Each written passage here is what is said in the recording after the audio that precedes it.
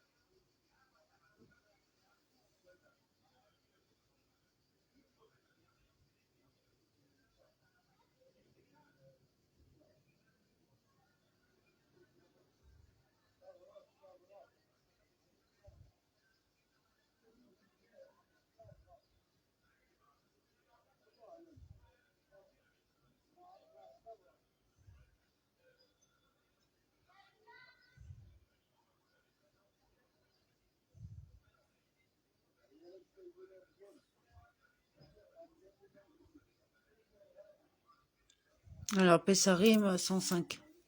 DAF 105A.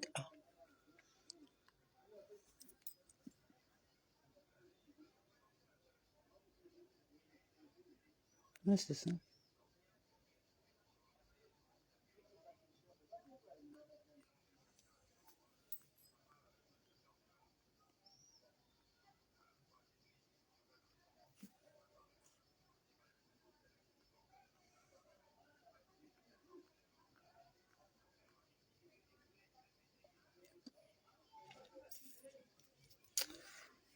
Pessarim DAF 106A. Ravashi de Marbeni développe. Et voici ce que dit la Beretta. Quelle est la raison pour laquelle, une fois qu'on a goûté la coupe, on l'a disqualifiée pour une utilisation ultérieure comme coupe de bénédiction?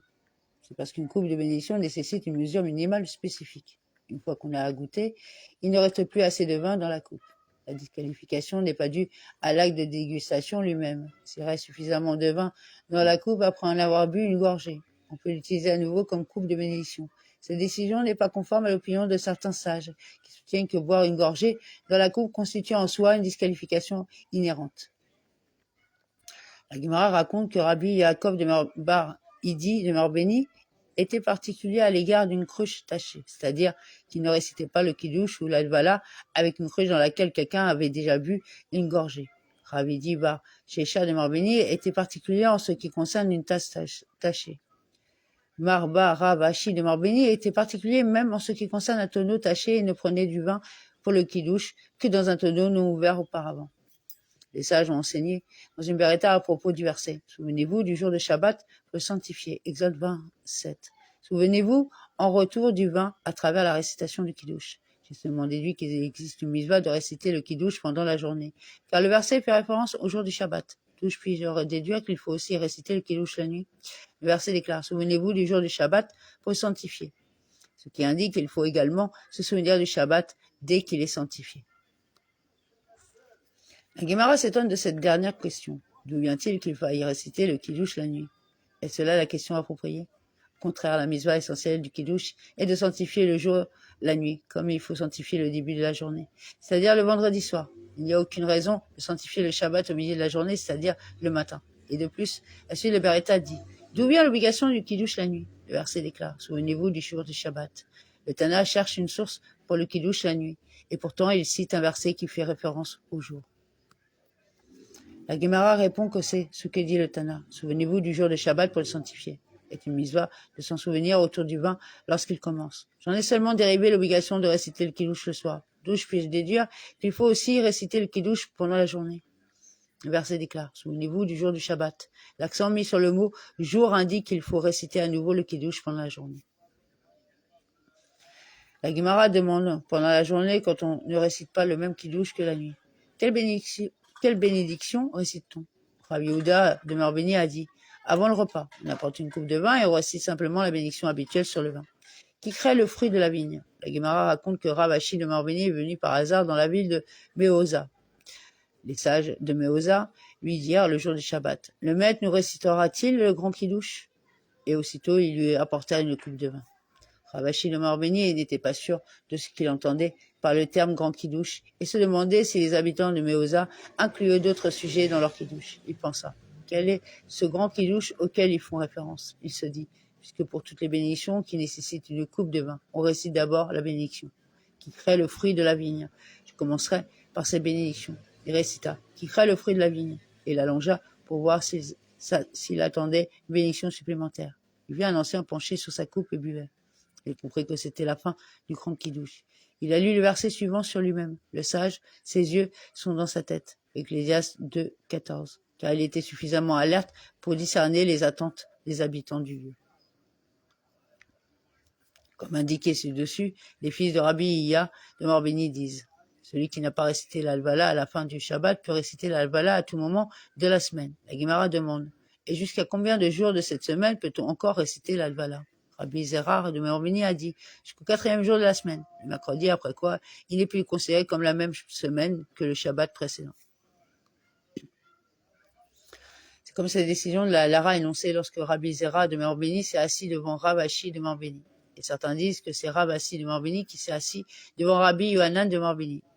Et il s'assit et dit, en ce qui concerne la rédaction des actes de divorce, le premier jour de la semaine ainsi que les deuxième et troisième jours de la semaine sont tous appelés après le Shabbat. C'est un acte de divorce, une condition dont dépend le document comprend la phrase après Shabbat. Il fait référence à l'un des 3 premiers jours de la semaine. Cependant, les quatrième et cinquième jours de la semaine et la veille du jour de Shabbat sont appelés avant Shabbat. De même, en ce qui concerne la Vala, les 3 premiers jours de la semaine sont considérés comme la période après le Shabbat et on peut donc toujours réciter la Hadbala ces jours-là.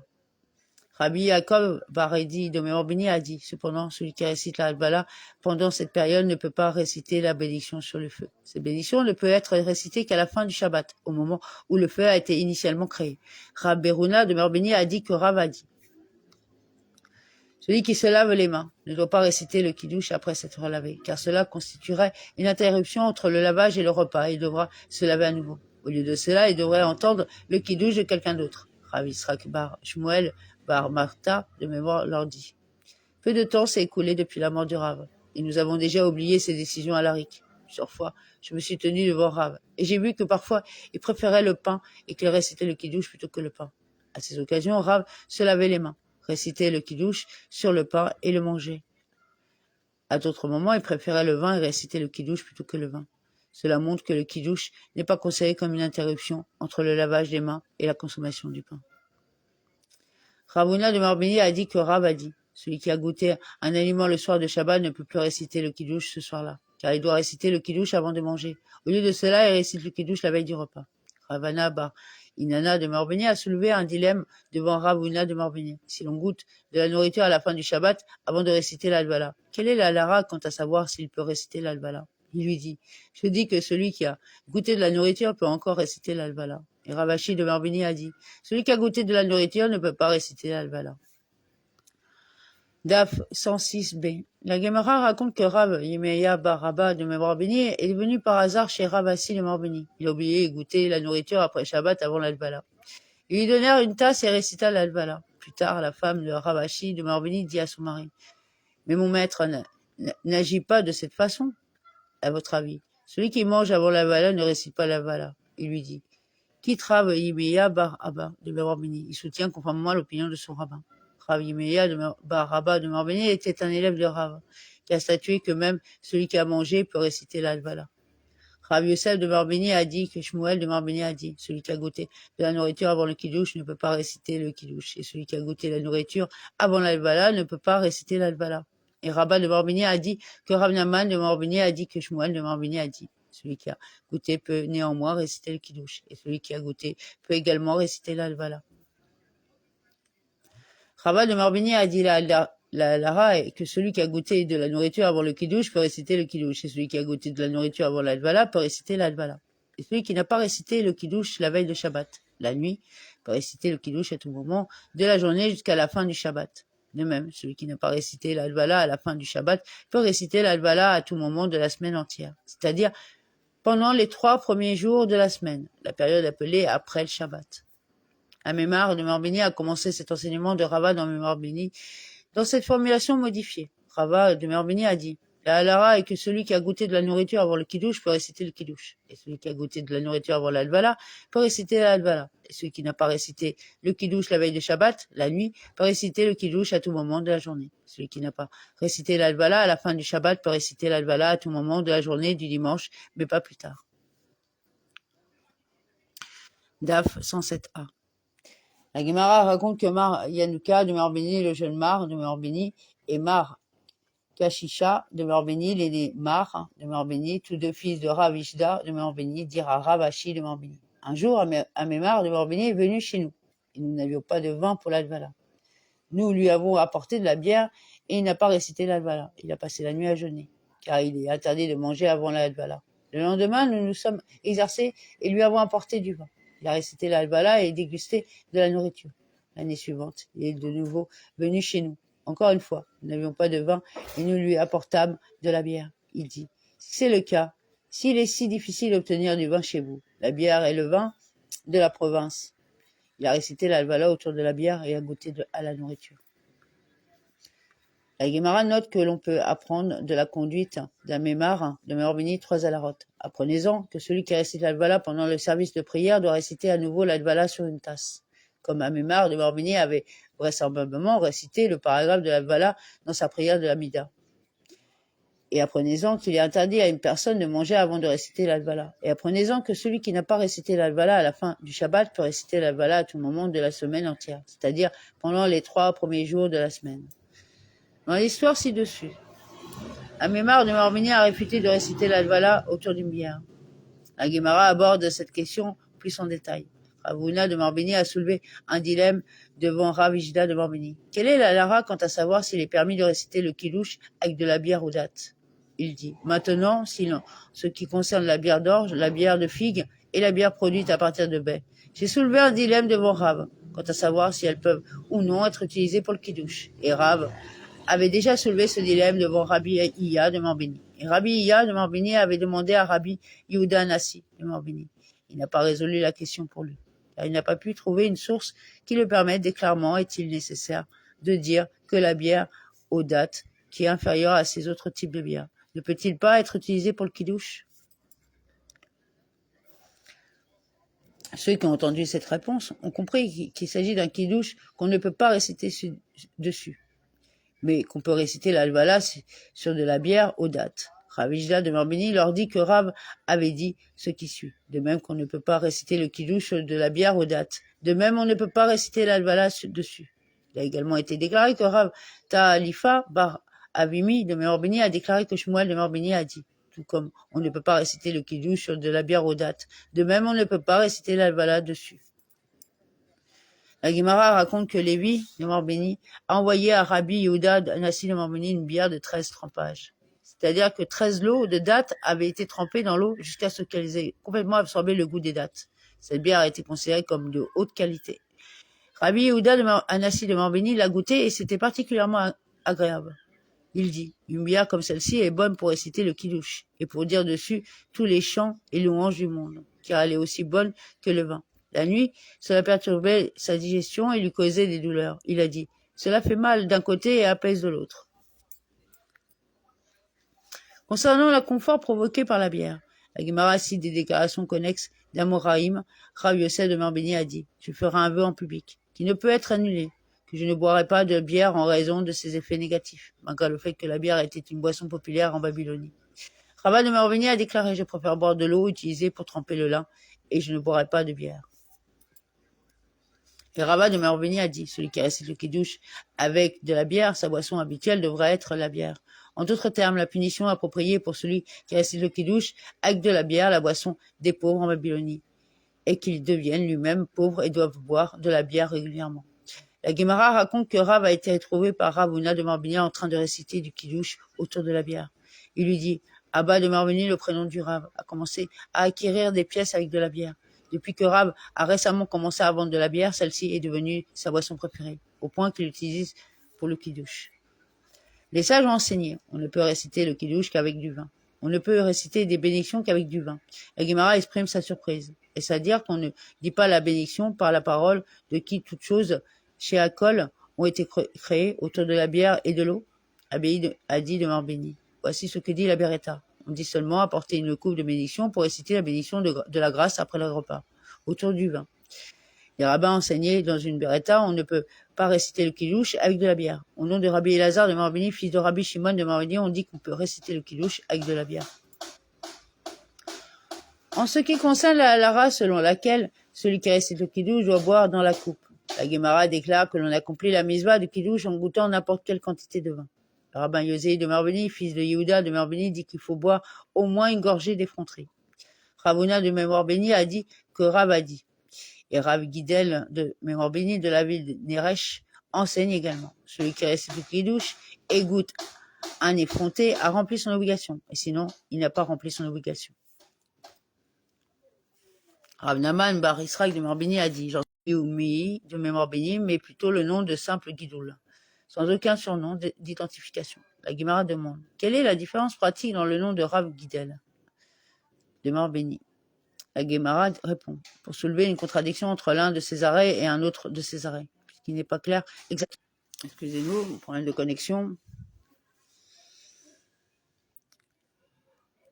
Je reprends. Puisqu'il n'est pas clair exactement quel sage a rendu cette décision, il est impossible de prouver qu'il a renversé ou contredit son opinion dans une déclaration ultérieure. La Guémara revient à la Mishnah, qui déclare qu'il est interdit de manger à côté de l'heure de Minra la veille de Pâques. Un dilemme a été soulevé devant les sages dans la salle d'études. Avons-nous appris dans la Mishnah qu'il est interdit de manger à côté de l'heure du plus grand Minra Gedola, qui a lieu une demi-heure après-midi? Ou peut-être avons-nous appris dans la Mishnah qu'il est interdit de manger à côté de l'heure de la moindre Minra Ketana, 2h30 avant le coucher du soleil? La Guémara précise, avons-nous appris dans la Mishnah qu'il est interdit de manger à côté du moment de la plus grande Minra, et cela à cause de l'agneau pascal, de peur que l'on ne soit attiré après le repas et ne passe pas beaucoup de temps à manger, comme c'était typique pour les repas copieux? Et il finira par s'abstenir de célébrer l'agneau pascal? Ou peut-être avons-nous appris cet alara dans la Minra comme se rapportant au temps adjacent à la petite Minra? Et la raison de l'interdiction est due à la matzah. Si l'on mange peu avant la tombée de la nuit, peut-être en viendra-t-on à manger de la matzah comme un acte d'alimentation excessif, alors qu'on se force à manger malgré le fait qu'on n'en a aucune envie. Ramina de Merbeni a dit, venez entendre la solution d'un beretta. Même le roi Agrippa de Merbeni, qui mange régulièrement tous les jours à 9h, c'est-à-dire 3 heures avant le coucher du soleil, ce jour de la veille de Pâques, ne peut pas manger avant la tombée de la nuit. Ravina de Merbeni déduit de ces beretta, certes, si vous dites que nous avons appris dans la Mishnah qu'il est interdit de manger à côté de la petite Minra, c'est pourquoi ces actions sont imputées à la grandeur d'Agrippa, car il s'est abstenu de manger malgré le fait que l'interdiction n'était pas encore entrée en vigueur. Quelle est la grandeur d'Agrippa de Merbeni? L'interdiction de manger était déjà entrée en vigueur dès le début. Juste après-midi, il faut plutôt que nous ayons appris dans la Mishnah qu'il est interdit de manger à côté de la petite Minra. Et Agrippa de Merbeni a été félicité pour avoir modifié sa routine habituelle, malgré le fait qu'il n'était pas obligé de le faire. Cependant, la question demeure. En fin de compte, quelle est la grandeur d'Agrippa de Merbeni? L'heure de l'interdiction était arrivée, bien que la 9e heure commence peu de temps avant l'entrée en vigueur de l'interdiction. Le repas d'Agrippa de Merbeni se prolongerait vraisemblablement jusqu'au moment où il est interdit de manger. Il lui était donc effectivement interdit de commencer son repas à l'heure habituelle. La Guémara répond, comme Agrippa de Merbeni avait l'habitude de manger l'après-midi, on aurait pu penser qu'il devrait être autorisé à manger à cette heure également la veille de Pâques, de peur que vous ne disiez que puisqu'Agrippa de Merbeni ne mange pas le matin, comme la plupart des gens, 9 heures pour Agrippa de Merbeni sont considérées comme 4 heures pour nous. La Beretta nous enseigne donc que nous ne faisons pas de distinction entre Agrippa de Merbeni et qui que ce soit d'autre à cet égard. Rabbi Yosi de Merbeni a dit, il est interdit de prendre un bon repas à partir de l'heure de Minra. Cependant, on peut tremper et manger des types de rafraîchissement, par exemple des fruits ou de la viande, qui ne constituent pas un repas complet et ne rempliront pas l'estomac. La Guémara raconte que Rabbi Israq de Merbeni trempait et mangeait des légumes. Cette opinion, selon laquelle il est permis de grignoter après l'heure de Minra la veille de Pâques, a également été enseignée dans une beretta. Durant l'après-midi de la veille de Pâques, le serveur peut plonger dans les intestins des animaux qui ont été abattus en préparation pour le repas de la fête et placer-les devant les invités inscrits pour l'agneau pascal. Cela avait pour but d'aiguiser leur appétit, afin qu'ils mangent ce soir-là l'agneau pascal et la matzah avec plus de délectation. La beretta continue, et bien qu'il n'y ait aucune preuve absolue à ce sujet. Il y a une allusion à ce sujet, comme il est dit. Abattez vous-même un champ en friche et ne semez pas parmi les épines. Jérémie 4.3. Ce verset enseigne qu'il faut se préparer pour obtenir des résultats positifs. De même, il faut manger une petite quantité l'après-midi pour pouvoir consommer davantage le soir. La Guémara raconte que Rava de Merbeni buvait du vin toute la journée de la veille de Pâques, afin d'aiguiser son appétit et de lui permettre de manger plus de matzah le soir. Rava de Merbeni a dit, d'où est-ce que je dis que le vin ouvre l'appétit, comme nous l'avons appris dans une Mishnah. Pendant le seder de Pâques, entre ces coupes que l'on est obligé de boire, par exemple entre les 2 premières des 4 coupes de vin, si l'on veut boire, il peut boire. Cependant, entre la 3e et la 4e tasse qui sont consommées après le repas, il est interdit de boire. Et si vous dites que le vin satisfait une personne, pourquoi peut-on en boire des tasses supplémentaires? Il mangera plus tard de la matzah lorsqu'il sera déjà rassasié, ce qui constituera une alimentation excessive. Apprenez-en plutôt que le vin ouvre l'appétit. La Guémara raconte que Rav Shechet de Meorbeni jeûnait toute la veille de Pâques. La Guémara demande, devons-nous dire que Rav Shechet de Meorbeni soutient que cette pratique était nécessaire en raison de deux facteurs?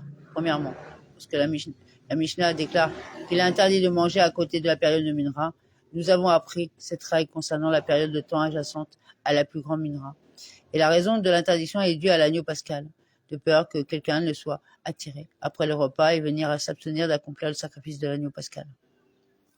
Donc on continuera demain. Shavuot Tov à tous. Et à demain si Dieu veut.